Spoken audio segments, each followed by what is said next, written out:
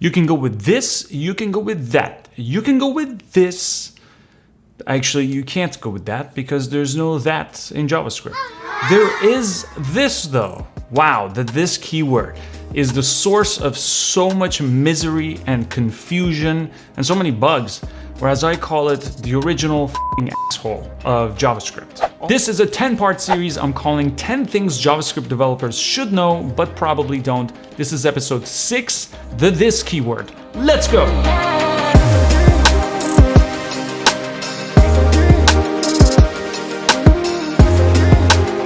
The million-dollar question is, what is the value of this? Almost anyone who has ever written JavaScript has at some point ran into an error like this. This also is going to be a code-heavy episode, so let's get started. Right to the browser, right to jail. You're stealing, right to jail. All right, let's start with a simple example, right? Global context. What if I say this? Okay. I get the window object. That's it. That's outside a function. Doesn't matter if you're inside an if statement or a loop. This at that point is just going to be window. Just to prove a point to you, if true, I'm gonna console log this and window, right? So it's not really a block that matters. It's really function or not function. So if we're outside the function, this is always going to be window. Then there's inside a function. There's a couple of different kinds of functions. As you know, we have factory function, constructor functions, and we've covered those in the last couple of episodes.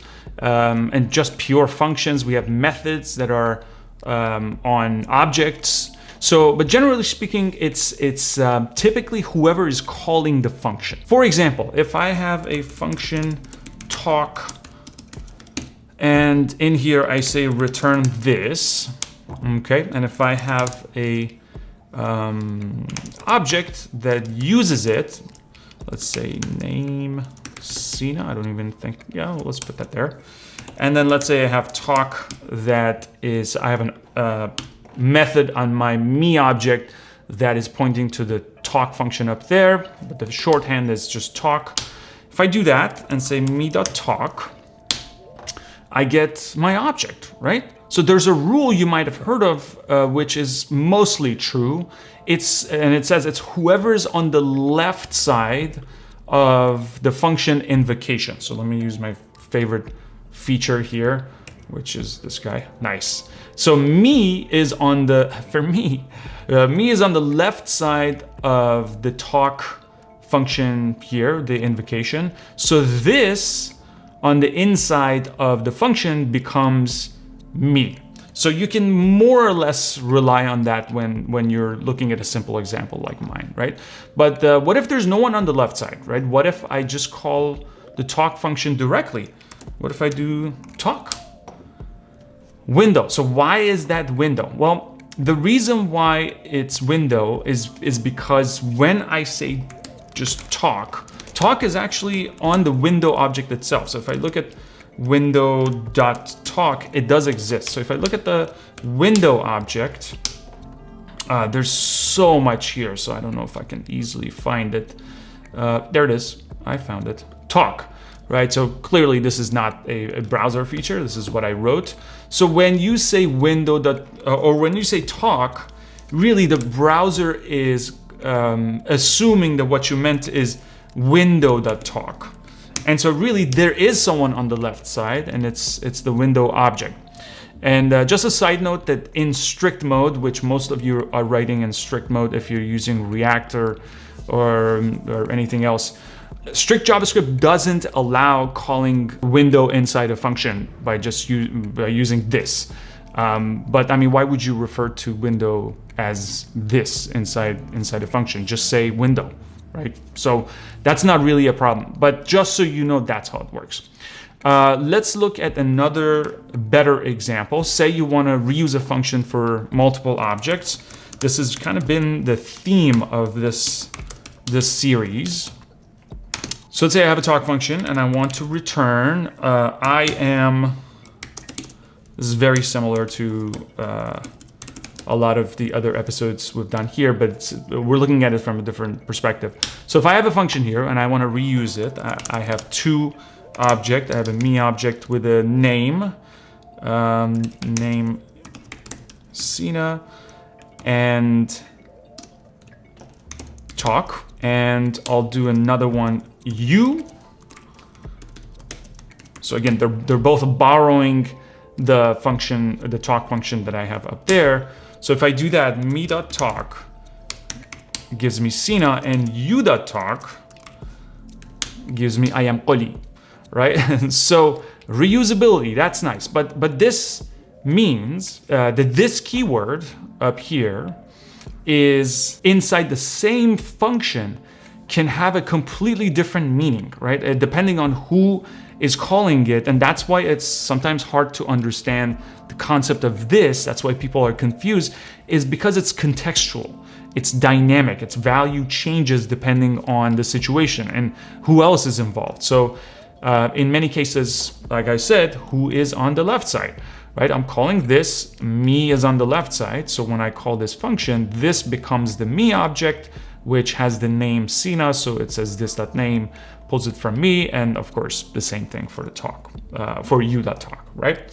So that's simple. Also, there may be scenarios where you can't just add the function to an object as a method like we just saw. Maybe the object is not yours. Maybe you're pulling that object from a library you're using, or maybe it's immutable. You can't really change it for any number of reasons.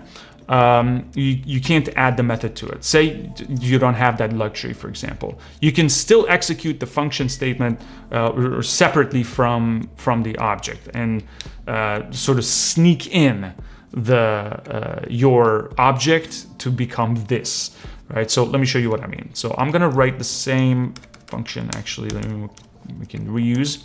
Okay, so that's good. So let's say I have a me object and I can't have the talk on it, right? So bind is a method that every function in JavaScript has. If I type function.prototype, we see a bunch of functions. The prototype chain I already covered in a couple of videos ago. I'll put a link over somewhere here.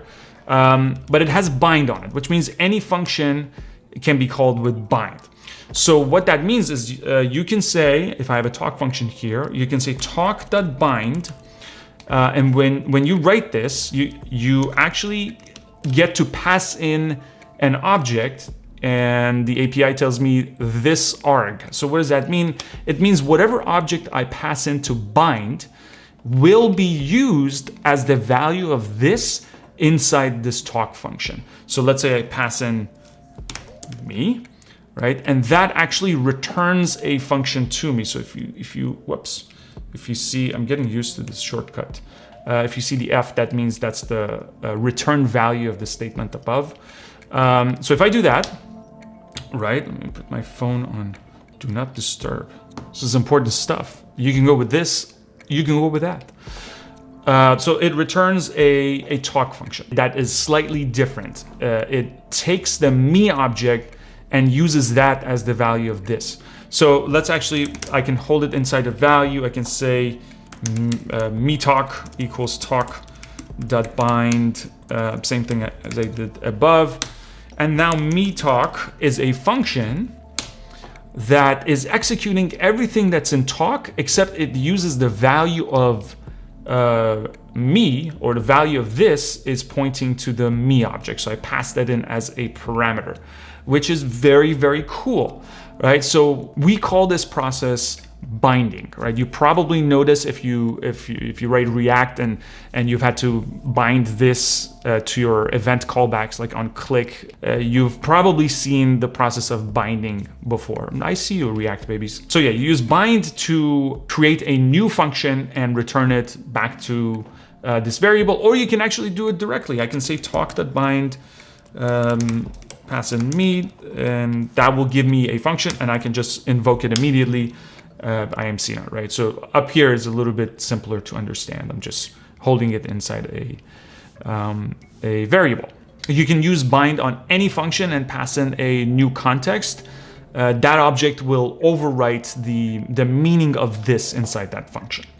Now, what if I don't want to create a whole new function? What if I can't, can I just, I don't know, call the function without having to pass in, without having to create a whole new function? There is another way to do that as well, which I'll show you. Okay, let's just say talk dot. These are some of the other, so we have bind, right? I showed you how to use bind. You can also use call, right? You can say talk.call and pass in the your this object. You can pass that as an argument. So when I do this, it actually just executes the function. It doesn't return another function. There we go. We get the exact same results. So it's that simple. But now I have to ask the question, what if the function up here, right? So what if I wanted to pass a parameter to it? Because now we're using functions differently. We haven't looked at calling functions with these other methods before, right? So if you're calling a function by literally saying function name.call, the only thing you get to pass in is the this argument. This is very useful for our use case, but what about if talk took a parameter? So let's write that. Let's go back up to talk. What if I, let's say, what if I take a language as a parameter, right? And depending on the language, please never do this because this is very breakable. But let's say I had this. It is very difficult to type inside the browser without the ability to press enter. So I have to do shift enter.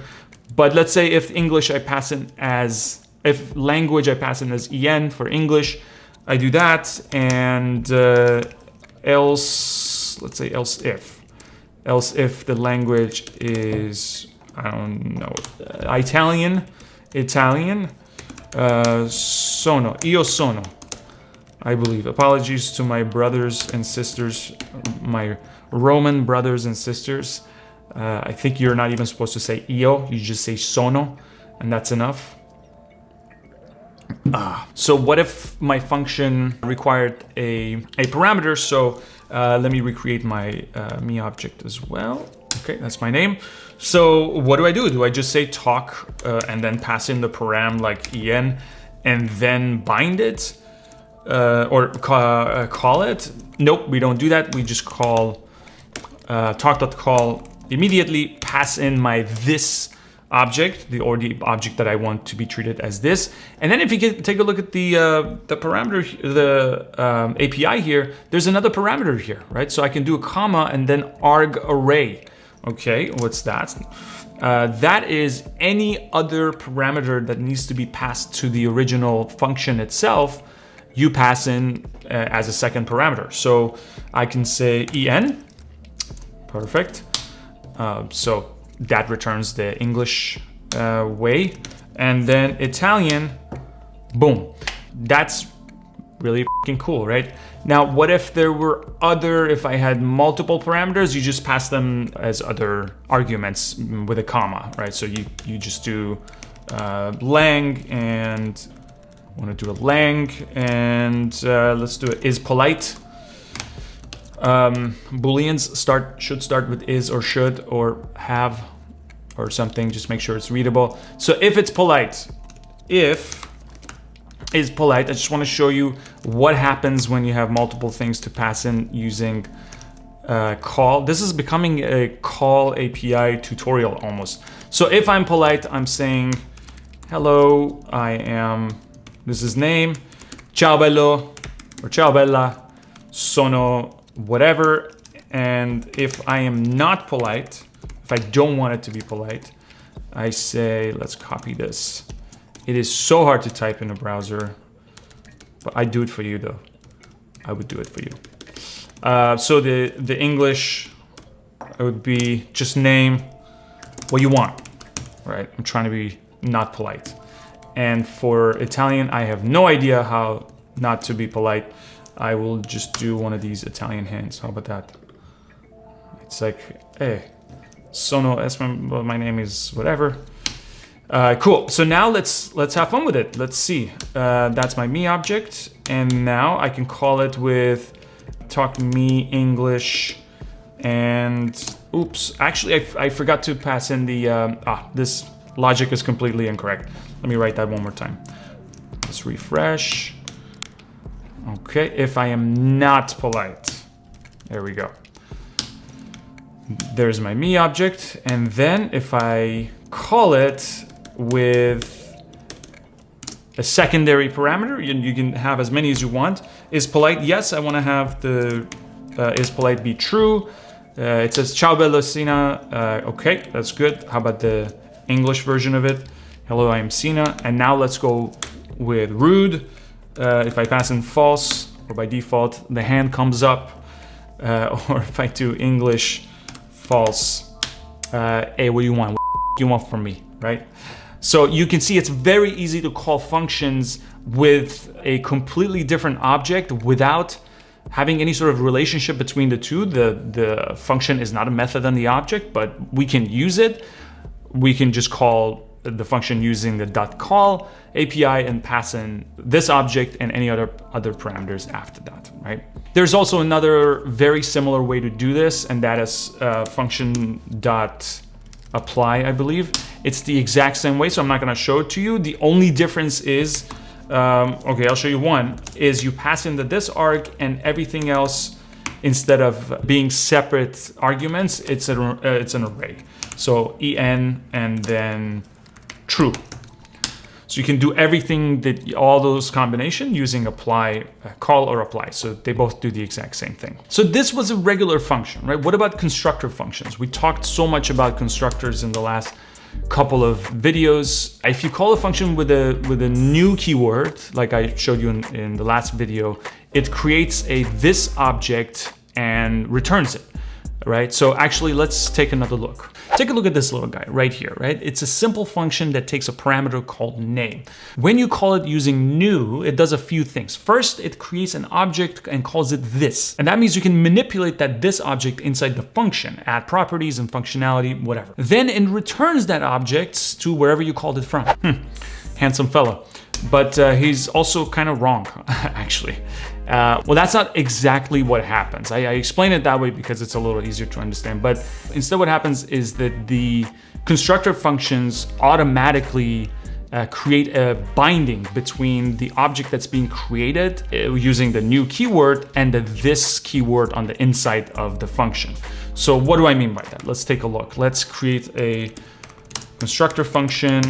It takes a parameter n, and I'm gonna do this, that name equals n. Simple stuff. Okay. Now I'm just gonna console log this, right? Because I wanna know who this is. If I do that and do a const me equals new person, Sina, right? Me is this person object with the name Sina. So clearly it came from this. So it's this me object. And this is actually kind of nice because I know who this is, and I'm inside a constructor object, and I can just add methods to it, right? So let's enhance it a little bit.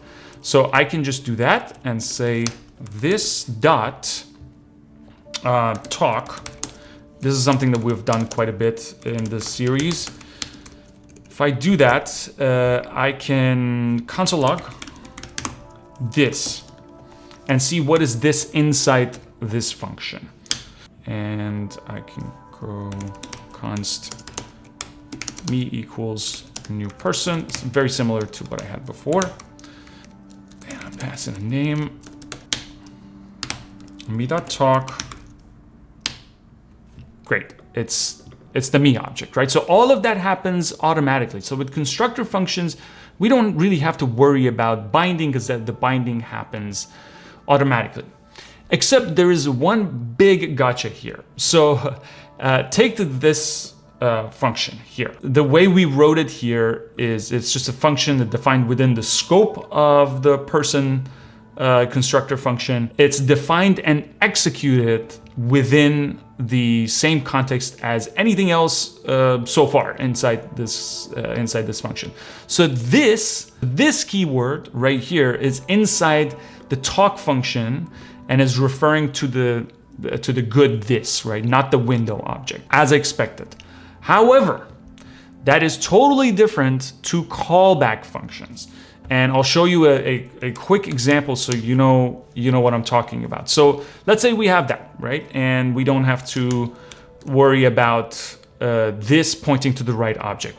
What if I have a callback function? So what are callback functions? Callback functions are functions that you pass into another function and they get executed in a totally different context.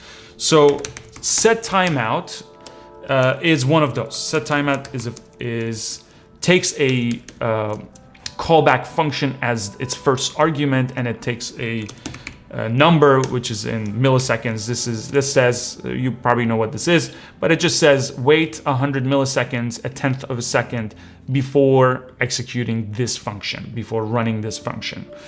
So in here, if I do console.log this, what do you think we're gonna get? Well, let's find out. I have not been using semicolons at all during the series, and I'm trying to get back in the habit of not using them because they don't really serve a purpose. Maybe I'll make a video about that later. So what if I do this and const me equals new person and Sina. So after 100 milliseconds after I press enter, we should be able to see the result of this console log. What? Yes, it's the window object. So why is that? First of all, there are two ways to fix this, but first, so you know what's going on here. Callback functions are run in an entirely different context. Just because this is written inside the constructor function doesn't mean that it's automatically going to have the binding, the nice binding that we like between the this keyword and the me object, just because we use the new keyword. That only happens for the functions that are defined and executed, I guess, within the context of constructor function, not as callback functions. So two ways to fix this. The first way, I'm gonna refresh and go back. The first way is one that we've already looked at, which is bind. I can bind this function to this object. I know it's getting a little crazy, but just hear me out, stay with me. All the way up to here, let me use my fancy tool. All the way up to here, we're still within the execution context of the constructor function. As soon as I create a function within the two brackets of the function, now we're somewhere else. Now we are inside the callback function. But as soon as the bracket closes, we're back inside the context of the constructor, so I can use this right here. This purple this is pointing to the same this that we've been using and taking advantage of this whole time inside the constructor. So I can say bind this callback function to this, which means inside the callback function, every time you see this, you should be replacing it with this object, which is of course our big one. I know that's a lot. If you followed me, good on you. If I confused you, it's not you. So there we go. Here's the test. I tested again, and of course I'm seeing my beautiful person. If I do it one more time, there's another way to do it. If I don't use a callback function the way I have, and instead use arrow functions, and it comes with its own gotchas too, I can get rid of bind and I can just run it, and I also see the person object. So those are the two ways to fix that. The arrow function I'm not going to explain today because arrow functions are amazing and they're important and they deserve their own video, and people sort of blindly say you should use arrow functions everywhere. That's not really the case. In this case, it makes sense. It solves our problem. You need to be careful when using arrow functions. So, which means we have to stop here.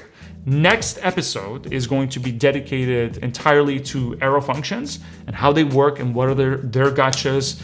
I'm gonna just save that for episode 7 because right now I am tired and I need sleep and pasta, because why not? So I wanna say honestly, go back and watch this video again. When you watch it one time, you get 25%, 30% of it. And if you watch it a second time, that 30% just becomes like 95%. You get it a second time so much better. At least that's how it works for me.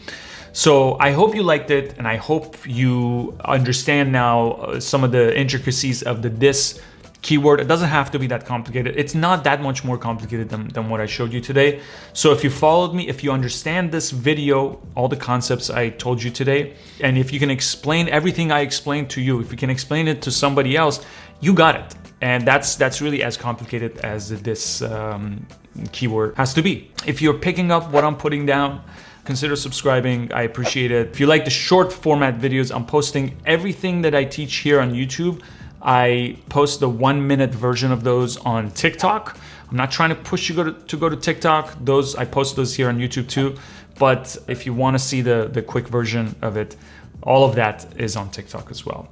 Great, happy coding. Send me your questions, write some comments, questions. This fly has been f***ing around with me this entire video. I don't know what it wants from me. This is it for me. This has been episode 7 of, no, this is episode 6. Episode 6 of a 10-part series I'm calling 10 Things JavaScript Developers Should Know, but Probably Don't. Thank you for watching. I will see you next time. Salut.